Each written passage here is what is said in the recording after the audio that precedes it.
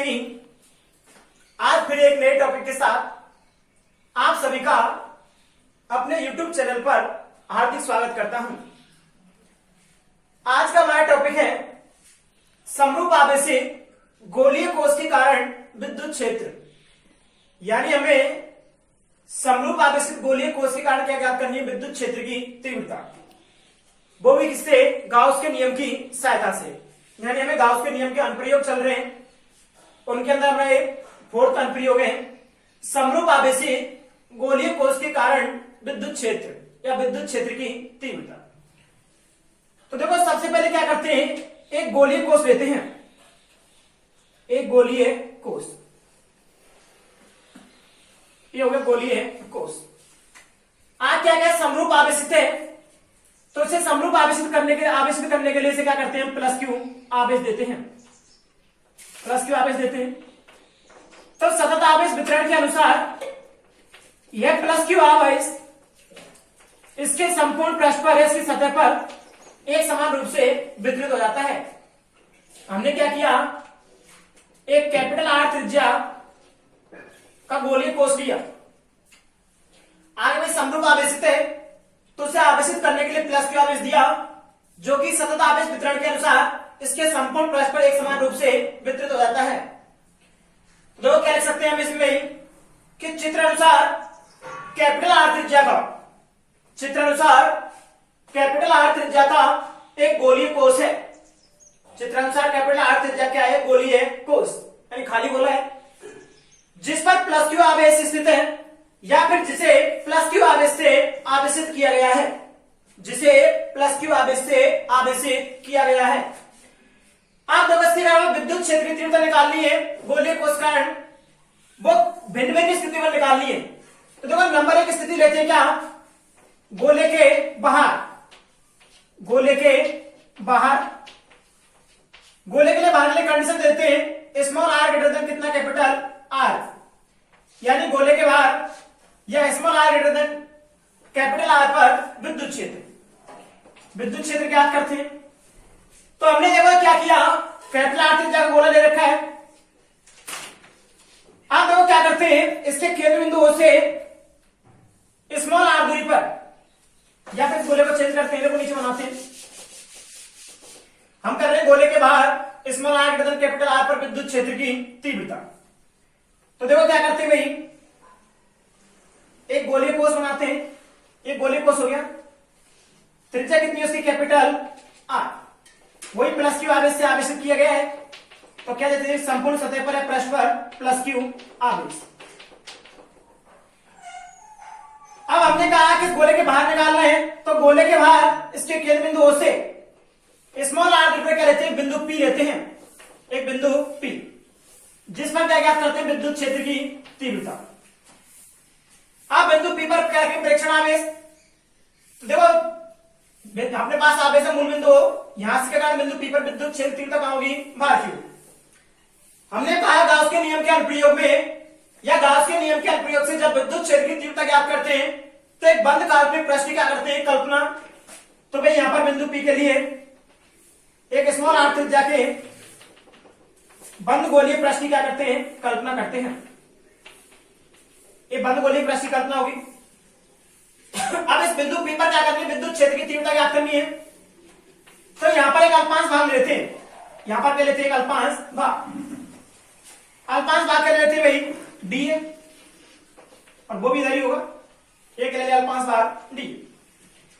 अब लोग इसकी भाषा में क्या लिख सकते हैं कि चित्र अनुसार कैपिटल आर त्रिज्या का एक गोलीय कोश है, चित्र अनुसार कैपिटल आर त्रिज्या का एक गोलीय कोश है, जिसे प्लस क्यू आवेश से आवेशित किया गया है, जिसे प्लस क्यू आवेश से आवेशित किया गया है, जिसके केंद्र बिंदु O से, जिसके केंद्र बिंदु O से स्मॉल आर दूरी पर, स्मॉल आर दूरी पर एक बिंदु P स्थित है, एक बिंदु क्या स्थित है? P, जिस पर विद्युत क्षेत्र की तीव्रता ज्ञात करते हैं। अब यहां पर विद्युत क्षेत्र की तीव्रता ज्ञात करने के लिए एक अल्पांश भाग की क्या करते हैं? कल्पना। एक अल्पांश भाग लेते हैं डी। तो यहां पर देखते हैं विद्युत क्षेत्र की तीव्रता एवं डी कहां है? क्षेत्र अल्पांश, दोनों इसी दिशा में है। तब देखो हमें क्या करना है, विद्युत क्षेत्र की तीव्रता ज्ञात करनी है गाउस के नियम से। तो क्या लगाएंगे भाई, अल्पांश भाग के लिए, अल्पांश भाग के लिए किसके नियम से भाई, गाउस के नियम से। अल्पांश भाग के लिए किसके नियम से, गाउस के नियम से। अब देखो गाउस का नियम पढ़ाने क्या होता है, बंद इंटीग्रेशन ई वेक्टर डॉट कितना होता है, d a vector equal to summation q upon कितना एप्सिलॉन नॉट। यहां पर देखते हैं भाई कि डॉट बटा दे क्या आता है, cos थीटा, तो बंद इंटीग्रेशन कितना आ जाएगा, e d a cos theta equal to कितना जाएगा, आगे टोटल कितना है क्यू, तो समेशन क्यू तक कितना देते हैं क्यू अपॉन कितना हो गया एप्सिलॉन नॉट। आप देखते हैं भाई यहां से हम कि थीटा कोण होता है वो किस किस के मध्य होता है, ई वेक्टर और डी वेक्टर के मध्य कोण होता है। देखो ई वेक्टर और डी वेक्टर कैसे एक ही दिशा में, समान दिशा में, तो कोण कितना होगा 0 डिग्री। लेकिन चूंकि ई वेक्टर में डी वेक्टर अनुदिश है, अनुदेश है, अर्थात एक ही दिशा में, अतः थीटा बराबर कितना होगा 0 डिग्री। थीटा बराबर कितना है 0 डिग्री मान रखते हुए, तो इंटीग्रेशन इंटीग्रेशन कितना हो जाएगा, e d a cos 0 degree equal to कितना हो जाएगा भाई, क्यू अपॉन कितना है एप्सिलॉन नॉट। यहां पर थीटा वैल्यू 0, कॉस थीटा कितना होता है, कॉस 0 वैल्यू कितनी होती है 1, तो कितना हो गया भाई e d a equal to कितना हो जाएगा क्यू अपॉन एप्सिलॉन नॉट। साइन में सकते हैं चूंकि cos 0 इक्वल टू कितना होगा भाई 1। हमें विद्युत क्षेत्र चाहिए, ई बाहर निकाल लेते हैं, बंद इंटीग्रेशन कितना होगा dA इक्वल टू कितना होगा q अपॉन एप्सिलॉन नॉट। देखो dA क्या है, क्षेत्रफल अल्पांश था किसका, इस गोलीय पृष्ठ का क्या था, क्षेत्रफल अल्पांश। बंद इंटीग्रेशन होगा इसका मतलब क्या होगा, संपूर्ण क्षेत्रफल इसका। तो देखो तो संपूर्ण क्षेत्रफल कितना होगा 4 पाई r स्क्वायर, गोलीय पृष्ठ क्षेत्रफल कितना होता है 4 पाई r स्क्वायर, तो वैल्यू कितनी हो जाएगी 4 पाई r स्क्वायर इक्वल टू कितना हो गया q अपॉन एप्सिलॉन नॉट। साथ में सकते चूंकि क्या हो जाएगा भाई, बंद इंटीग्रेशन dA इक्वल टू कितना हो जाएगा 4 पाई r स्क्वायर। आप देखते हैं किसकी वैल्यू चाहिए भाई, e की, तो e इक्वल टू कितना हो जाएगा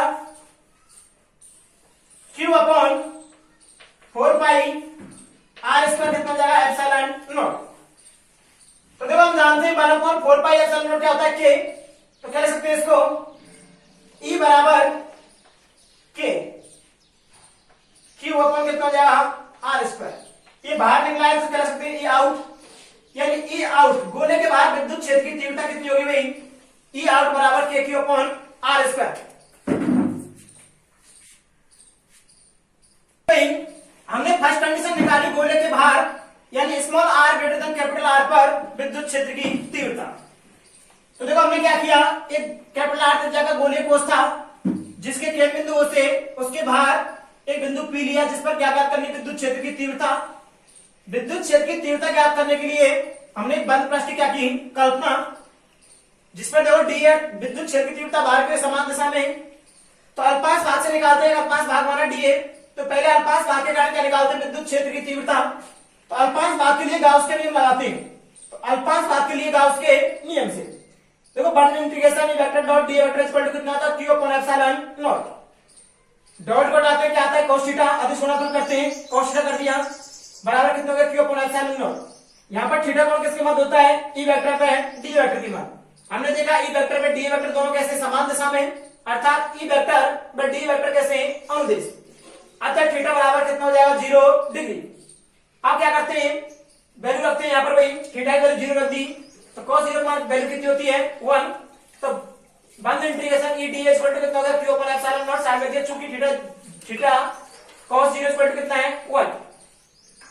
ये विद्युत क्षेत्र की तीव्रता बाहर निकाल लेते हैं, तो dA देखो अपने पास बंद समाकलन dA क्या है क्षेत्रफल अल्पांश किसका गोली भाग था, तो संपूर्ण क्षेत्रफल कितना होगा 4 पाई r स्क्वायर, तो बंद इंटीग्रेशन d वैल्यू कितनी रख दी 4 पाई r स्क्वायर। हमें ई विद्युत क्षेत्र की तीव्रता वैल्यू चाहिए 4 पाई r स्क्वायर कर दिया इसके अंदर भाग। हम जानते हैं कि k बराबर कितना होता है 1 अपॉन 4 पाई एप्सिलॉन नॉट। तो देखो 1 अपॉन 4 पाई एप्सिलॉन नॉट से कर दिया तो कितना हो गया k q square upon k q upon कितना हो गया r स्क्वायर। साथ ले सकते हैं यहां पर चूंकि के बराबर कितना होता है 1/4πε0।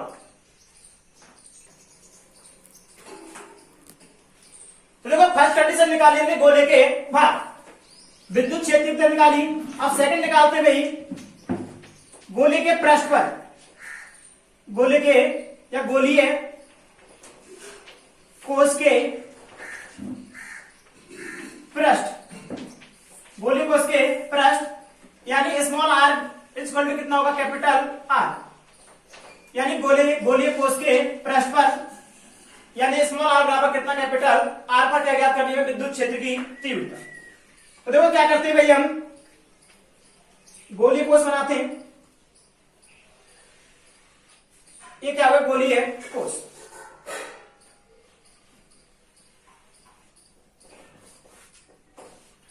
क्या करते हैं कैपिटल आर से जाकर लिए हम गोलीय कोश।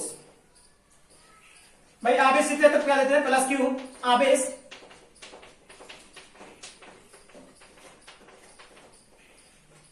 हमने कहा भाई कि कहां निकालनी है विद्युत क्षेत्र की तीव्रता गोलीय कोश के पृष्ठ पर, तो इसके केंद्र बिंदु O से स्मॉल आर दूरी पर, स्मॉल आर दूरी पर इसके पृष्ठ पर क्या लेते हैं बिंदु P, पृष्ठ पर क्या लेते हैं बिंदु P, जिस पर क्या ज्ञात करनी है विद्युत क्षेत्र की तीव्रता।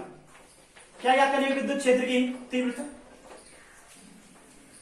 आप देखो इसकी भाषा लिख सकते हैं हम। अब देखो यहाँ पर बंद पृष्ठ की कल्पना करने की जरूरत नहीं है क्योंकि पहले से ऑलरेडी क्या है बंद पृष्ठ है, उस पृष्ठ पे निकाल रहे। तो देखो इसकी भाषा में कर सकते हैं कि चित्र अनुसार कैपिटल आर त्रिज्या का एक गोलीय कोश है, चित्र अनुसार कैपिटल आर त्रिज्या का क्या है गोलीय कोश, जिस पर प्लस क्यू आवेश स्थित है, जिसके केंद्र बिंदु O से स्मॉल आर दूरी पर गोलीय कोश के पृष्ठ पर, केंद्र बिंदु O से स्मॉल आर दूरी पर गोलीय कोश के पृष्ठ पर एक बिंदु P स्थित है, जिस पर विद्युत क्षेत्र की तीव्रता क्या करनी है हम ज्ञात करनी है।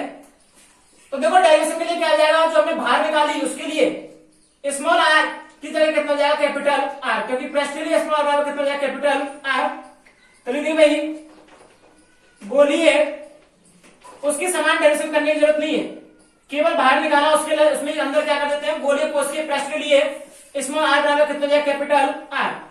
तो गोलीय कोश के पृष्ठ के लिए डेरिवेशन सेम होगी, केवल स्मॉल आर तक क्या कर देते हैं कैपिटल आर। तो गोलीय कोश के पृष्ठ के लिए क्या होता है भाई स्मॉल आर बराबर कितना जाएगा कैपिटल आर। तो समीकरण जो दे दिया हमने समीकरण 1 से, समीकरण 1 में क्या कर देते हैं भाई स्मॉल आर जगह कैपिटल आर। तो समीकरण 1 क्या था हमने पढ़ा भी कि ई आउट बराबर कितना था के क्यू अपॉन आर स्क्वायर। तो ई आउट था वहां पर तो बाहर निकाला, यहाँ पर ई सतह पर निकालते हैं, ई सरफेस क्या दे दिए ई एस इक्वल टू कितना जाएगा के q upon small r square था, उसे कितना जाएगा कैपिटल आर स्क्वायर। तो इसकी सतह पर विद्युत क्षेत्र कितना आ गया भाई विद्युत क्षेत्र तीव्रता ई एस बराबर के क्यू अपॉन कितनी आर स्क्वायर। समीकरण नंबर कितने देंगे 2। तो देखो हमने गोलीय कोश के पृष्ठ पर विद्युत क्षेत्र की तीव्रता का फॉर्मूला क्या होता है ई एस बराबर के क्यू अपॉन कितना कैपिटल आर स्क्वायर। आप देखो कहां निकालना है गोलीय कोश के अंदर, कहां निकालना है गोलीय कोश के अंदर। तो देखो थर्ड पॉइंट क्या होता है भाई गोलीय कोश के अंदर, गोलीय कोश के अंदर यानी कि स्मॉल आर लेस देन कितना होगा कैपिटल आर।